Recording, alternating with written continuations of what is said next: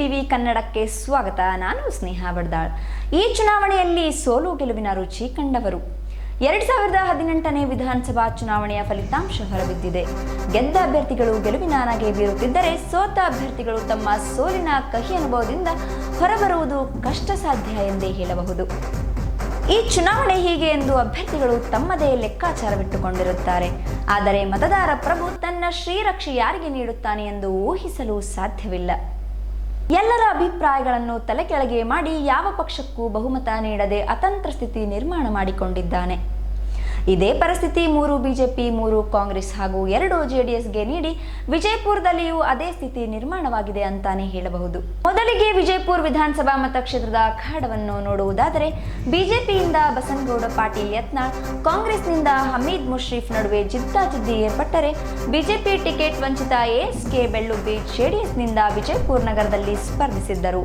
ಈ ಹಿಂದೆ ಜೆಡಿಎಸ್ನಿಂದ ಸ್ಪರ್ಧಿಸಿದ ಬಸನಗೌಡ ಪಾಟೀಲ್ ಯತ್ನಾಳ್ ಬಿಜೆಪಿಯಿಂದ ಅಪ್ಪ ಸಾಹೇಬ್ ಪಟ್ಟಣ ಶೆಟ್ಟಿ ಸ್ಪರ್ಧಿಸಿ ಸೋತಿದ್ದರು. ಆದರೆ ಕಾಂಗ್ರೆಸ್ಸಿನ ಮಕ್ಬೂಲ್ ಬಾಗ್ವಾನ್ ಗೆದ್ದಿದ್ದರು. ಈ ಬಾರಿ ಬಿಜೆಪಿಯಿಂದ ಬಸನಗೌಡ ಪಾಟೀಲ್ ಯತ್ನಾಳ್ 76,173 ಮತಗಳನ್ನು ಪಡೆಯುವ ಮೂಲಕ ಕಾಂಗ್ರೆಸ್ನ ಅಬ್ದುಲ್ ಹಮೀದ್ ಮುಷ್ರೀಫ್ ಅವರನ್ನು 6,358 ಮತಗಳಿಂದ ಪರಾಭವಗೊಳಿಸಿ ಗೆಲುವಿನ ಕಮಲ ಅರಳಿಸಿದ್ದಾರೆ. ಮಹಾಜನತೆ ಇವತ್ತು ಐತಿಹಾಸಿಕ ತೀರ್ಪು ಕೊಟ್ಟಿದ್ದಾರೆ. ನನಗೆ ಇವತ್ತು ಆಶೀರ್ವಾದ ಮಾಡಿದಂಥ ಎಲ್ಲ ಮತದಾರ ಬಂಧುಗಳಿಗೆ, ಎಲ್ಲ ಬಿಜಾಪುರದ ನಾಗರಿಕರಿಗೆ ನಾನು ಹೃದಯಪೂರ್ವಕವಾದಂಥ ಕೃತಜ್ಞತೆಗಳನ್ನು ಈ ಸಂದರ್ಭದಲ್ಲಿ ಸಲ್ಲಿಸ್ತೇನೆ. ಏನು ಕಳೆದ ಚುನಾವಣೆ ಸಂದರ್ಭದಲ್ಲಿ ನಾನು ಜನರಿಗೆ ಆಶ್ವಾಸನೆಯನ್ನು ಕೊಟ್ಟಿದ್ದೇನೆ. ಬಿಜಾಪುರ ನಗರದ ಅಭಿವೃದ್ಧಿ ದೃಷ್ಟಿಯಿಂದ ಹಗಲು ರಾತ್ರಿ ಇವತ್ತು ನಾನು. ಇನ್ನು ಸಿಂದಗಿ ವಿಧಾನಸಭಾ ಮತಕ್ಷೇತ್ರ ಚುನಾವಣೆ ಕುರಿತು ನೋಡುವುದಾದರೆ, ಜೆಡಿಎಸ್ನಿಂದ ಎಂಸಿ ಮನಗೂಳಿ, ಬಿಜೆಪಿಯಿಂದ ರಮೇಶ್ ಬೂಸ್ನೂರ್ ಹಾಗೂ ಕಾಂಗ್ರೆಸ್ನಿಂದ ಮಲ್ಲಣ್ಣ ಸಾಲಿ ಕಣದಲ್ಲಿದ್ದರು. ಈ ಹಿಂದೆ ಕೂಡ ಇಲ್ಲಿ ಜೆಡಿಎಸ್ ಹಾಗೂ ಬಿಜೆಪಿ ನಡುವೆ ತೀವ್ರ ಪೈಪೋಟಿ ಏರ್ಪಟ್ಟು ರಮೇಶ್ ಬೂಸ್ನೂರ್ ಗೆಲುವಿನ ನಗೆ ಬೀರಿದರೆ, 4 ಬಾರಿ ಸೋಲುಗೊಂಡ ಎಂಸಿ ಮನಗೂಳಿ ಅವರು ಕಳೆದ ಬಾರಿ ಕೇವಲ 752 ಮತಗಳ ಅಂತರದಿಂದ ಪರಾಭವಗೊಂಡಿದ್ದರು. ಆದರೆ ಈ ಬಾರಿ 9,236 ಮತಗಳ ಅಂತರದಿಂದ ಬೂಸ್ನೂರ್ ಅವರಿಗೆ ಪರಾಭವಗೊಳಿಸಿ ಜಯಗಳಿಸಿದ್ದಾರೆ. ಮುದ್ದೇಬಿಹಾಳ್ ವಿಧಾನಸಭಾ ಮತಕ್ಷೇತ್ರ ಚುನಾವಣೆ ಕುರಿತು ನೋಡುವುದಾದರೆ, ಸೋಲಿಲ್ಲದ ಸರದಾರನೆಂದೇ ಕರೆಸಿಕೊಳ್ಳುವ ಕಾಂಗ್ರೆಸ್ಸಿನ ಅಭ್ಯರ್ಥಿ ಸಿಎಸ್ ನಾಡಗೌಡ ಹಾಗೂ ಬಿಜೆಪಿಯ ಎಎಸ್ ಪಾಟೀಲ್ ನಡಹಳ್ಳಿ ಕಣದಲ್ಲಿದ್ದರು. ಹಾಗೂ ಜೆಡಿಎಸ್ನಿಂದ ಮಂಗಳಾದೇವಿ ಬಿರಾದಾರ್ ಕೂಡ ಕಣದಲ್ಲಿದ್ದರು.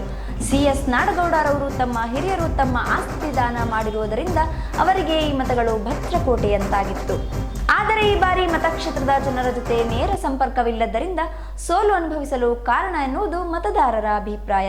ಇನ್ನು ಗೆಲುವಿನ ನಗೆ ಬೀರಿದ ಎಎಸ್ ಪಾಟೀಲ್ ನಡಹಳ್ಳಿ ಈ ಹಿಂದೆ ಕಾಂಗ್ರೆಸ್ಸಿನಿಂದ ಮಂತ್ರಿಯಾಗಿದ್ದರು. ಈ ಬಾರಿ ಅವರು ಬೇಡಿದ ಮತಕ್ಷೇತ್ರಕ್ಕೆ ಟಿಕೆಟ್ ಸಿಗದ ಕಾರಣ ಕಾಂಗ್ರೆಸ್ಸಿನ ಕೈಬಿಟ್ಟು ಜೆಡಿಎಸ್ನ ತೆನೆ ಹೊರಲು ಸಜ್ಜಾದವರು. ಮಲೆ ಕಮಲ ಕೈ ಹಿಡಿದರೆ ಇತ್ತ ಮಂಗಳಾದೇವಿ ಕಮಲ ಬಿಟ್ಟು ತೆನೆ ಹೊತ್ತಿದ್ದು ಇವರ ಗೆಲುವಿಗೆ ಕಾರಣವಾಯಿತೆನ್ನಬಹುದು. ಒಟ್ಟಿನಲ್ಲಿ ಸತತ ಗೆಲುವಿನ ಮಾಲೆ ಧರಿಸಿದ ಕಾಂಗ್ರೆಸ್ಸಿನ ಸಿಎಸ್ ನಾಡಗೌಡರನ್ನು ಬಿಜೆಪಿಯ ಎಎಸ್ ಪಾಟೀಲ್ ನಡಹಳ್ಳಿ 8,633 ಮತಗಳ ಅಂತರದಿಂದ ಸೋಲಿಸಿದರು. ಇಲ್ಲಿ ಮೋದಿ ಹವಾ ಕಾರಣವಾಗಿದೆ ಎನ್ನುವುದು ಅಲ್ಲಗಳೆಯಲು ಸಾಧ್ಯವಿಲ್ಲ. ಇಂಡಿ ವಿಧಾನಸಭಾ ಮತಕ್ಷೇತ್ರ ಚುನಾವಣೆ ಕುರಿತು ನೋಡುವುದಾದರೆ, ಕಾಂಗ್ರೆಸ್ನಿಂದ ಯಶವಂತರಾಯಗೌಡ ಪಾಟೀಲ್, ಬಿಜೆಪಿಯಿಂದ ದಯಾಸಾಗರ್ ಪಾಟೀಲ್, ಜೆಡಿಎಸ್ನಿಂದ ಬಿಡಿ ಪಾಟೀಲ್ ಪಕ್ಷೇತರ ಅಭ್ಯರ್ಥಿಯಾಗಿ ರವಿಕಾಂತ್ ಪಾಟೀಲ್ ಕಣದಲ್ಲಿದ್ದರು. ಈ ಹಿಂದೆ ಕಾಂಗ್ರೆಸ್ನಿಂದ ಯಶವಂತರಾಯಗೌಡ ಪಾಟೀಲ್ ಗೆಲುವಿನ ನಗೆ ಬೀರಿದ್ದರು. ಈ ಬಾರಿ ಪಕ್ಷೇತರ ಅಭ್ಯರ್ಥಿ ರವಿಕಾಂತ್ ಪಾಟೀಲ್, ಜೆಡಿಎಸ್ನ ಬಿಡಿ ಪಾಟೀಲ್ ಹಾಗೂ ಯಶವಂತರಾಯಗೌಡ ಪಾಟೀಲ್ ನಡುವೆ ಜಿದ್ದಾಜಿದ್ದಿ ಪೈಪೋಟಿ ನಡೆದರೂ 50,401 ಮತಗಳನ್ನು ಪಡೆದುಕೊಂಡು 9,938 ಮತಗಳ ಅಂತರದಿಂದ ಬಿಡಿ ಪಾಟೀಲ್ ಅವರನ್ನು ಸೋಲಿಸಿದ್ದಾರೆ. ಇಲ್ಲಿ ಯಶವಂತರಾಯರ ಸರಳ ನಡೆ ನುಡಿ ಕಾರ್ಯಕರ್ತರ ಮನ ಗೆಲ್ಲುವಲ್ಲಿ ಮತ್ತು ರಾಜ್ಯ ಸರ್ಕಾರದ ಅನುದಾನವನ್ನು ಸಂಪೂರ್ಣವಾಗಿ ಇಂಡಿ ತಾಲೂಕಿಗೆ ತಲುಪುವ ಹಾಗೆ ಮಾಡಿದ್ದು ಅವರು ಗೆಲ್ಲಲು ಕಾರಣವೆನ್ನಬಹುದು. ಗೆಲುವು ಆ ಕ್ಷೇತ್ರದ ಇತಿಹಾಸದಲ್ಲಿ ಕಂಡರಿಯದಂಥ ಅಭಿವೃದ್ಧಿ ಕಾರ್ಯಗಳನ್ನು ಮಾಡಿದೆ. ವಿಶೇಷವಾಗಿ ಸಹಾಯ ಮಾಡಿರ್ತಕ್ಕಂಥ ನಮ್ಮ ಮುಖ್ಯಮಂತ್ರಿಗಳು, ನಮ್ಮ ನಾಯಕರಾಗಿರ್ತಕ್ಕಂಥ ಸನ್ಮಾನ್ಯ ಸಿದ್ದರಾಮಯ್ಯನವರು ಭಾಳ ದೊಡ್ಡ ಪ್ರಮಾಣದ ಸಹಾಯವನ್ನು ಮಾಡಿದರು. ನನಗೆ ನಂಜುಂಡಪ್ಪ ಆಯೋಗದ ವರದಿ ಪ್ರಕಾರ ಅತ್ಯಂತ ಹಿಂದುಳಿದ ತಾಲೂಕನ್ನು ಇವತ್ತು ಒಂದು ಮಟ್ಟಕ್ಕೆ ಅಭಿವೃದ್ಧಿಶೀಲವಾಗಿರ್ತಕ್ಕಂಥ ತಾಲೂಕನ್ನು ಮಟ್ಟಕ್ಕೆ ನಾನು ತಂದಿದ್ದೀನಿ ಅನ್ನೋಂಥ ಸಮಾಧಾನದ. ಅದಕ್ಕಿಂತ ವಿಶೇಷವಾಗಿ ಆ ಕ್ಷೇತ್ರದ ತಾಲೂಕಿನ ಜನ 30 ವರ್ಷಗಳಿಂದ ನನ್ನ ಮಂತಂದ ಮೇಲೆ ಪ್ರತಿ ಹಂತದಲ್ಲಿ ಎಲ್ಲ ಚುನಾವಣೆಗಳಲ್ಲಿ ನನ್ನನ್ನು ಜಯಶೀಲನೆ ಮಾಡಿದ್ದಾರೆ. ಈಗಿನ ರಾಜಕಾರಣ ಯಾವ ರೀತಿ ಅದ ನಿಮ್ಗೆ ಗೊತ್ತದ. ಆದರೆ ಇಂಡಿ ಕ್ಷೇತ್ರದ ಜನ ಭಾಳ ವ್ಯತಿರಿಕ್ತವಾದಂಥ ನಿರ್ಣಯವನ್ನು ಮಾಡ್ತಾರೆ ಅನ್ನೋದಕ್ಕೆ ಇವತ್ತು ತೋರಿಸಿಕೊಟ್ಟಿದ್ದಾರೆ.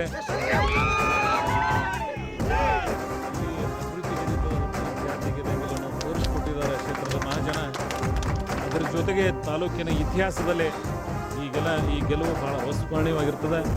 ಎಲ್ಲ ನಾಗಠಾಣ್ ವಿಧಾನಸಭಾ ಮತಕ್ಷೇತ್ರ ಚುನಾವಣೆ ಕುರಿತು ನೋಡುವುದಾದರೆ ಬಿಜೆಪಿಯಿಂದ ಗೋಪಾಲ್ ಕಾರಜೋಳ್, ಕಾಂಗ್ರೆಸ್ನಿಂದ ವಿಠಲ್ ಕಟಕ್ದೊಂಡ್, ಜೆಡಿಎಸ್ನಿಂದ ದೇವಾನಂದ್ ಚೌಹಾಣ್ ಕಣದಲ್ಲಿದ್ದರು.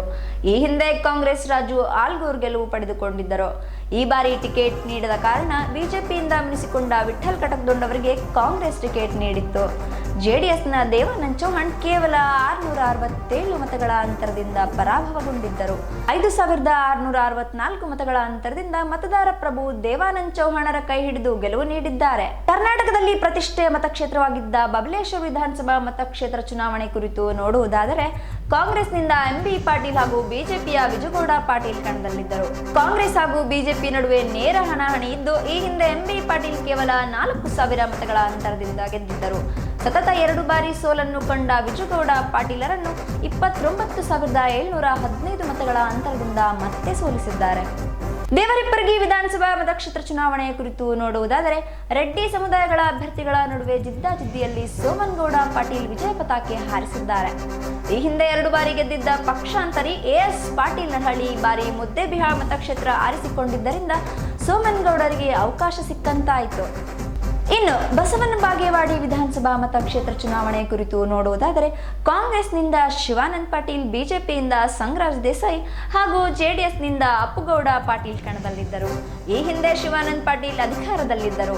ಬಿಜೆಪಿ ಆಕಾಂಕ್ಷಿಯಾಗಿದ್ದ ಎಸ್ಕೆ ಬೆಳ್ಳುಬ್ಬಿ ಅವರಿಗೆ ಟಿಕೆಟ್ ನೀಡದ ಕಾರಣ ಜೆಡಿಎಸ್ ಸೇರಿ ವಿಜಯಪುರ ನಗರ ಮತಕ್ಷೇತ್ರದಲ್ಲಿ ಸ್ಪರ್ಧಿಸಿದ್ದರು. 3186 ಮತಗಳ ಅಂತರದಿಂದ ಅಪ್ಪುಗೌಡ ಪಾಟೀಲರನ್ನು ಸೋಲಿಸಿದರು. ಒಟ್ಟಿನಲ್ಲಿ ಮತದಾರರ ಆಶಯದಂತೆ ಸೋತ ಅಭ್ಯರ್ಥಿಗಳು ತಲೆ ಬಾಗಲೇಬೇಕು. ಚುನಾವಣೆ ಎಂದ ಬಳಿಕ ಸೋಲು ಗೆಲುವು ಪೈಪೋಟಿ ಇದ್ದದ್ದೇ. ಯಾರು ಯಾವುದೇ ಪಕ್ಷದವರಾಗಿರಲಿ ಮತದಾರರು ಮತ್ತೆ ಸ್ನೇಹಿತರಂತೆ ಒಂದಾಗಿ ತಮ್ಮ ಮತಕ್ಷೇತ್ರದ ಅಭಿವೃದ್ಧಿ ದಿಶೆಯಲ್ಲಿ ಯೋಚಿಸುವಂತಾಗಲಿ ಎಂಬುದೇ ಜಿಟಿವಿ ಕನ್ನಡ ವಾಹಿನಿಯ ಆಶಯವಾಗಿದೆ. ನಂತರ ಸುದ್ದಿಗಾಗಿ ನೋಡ್ತಾ ಇರಿ ಜಿಟಿವಿ ಕನ್ನಡ. ಜಿ ಅಂದ್ರೆ ಜೀನಿಯಸ್.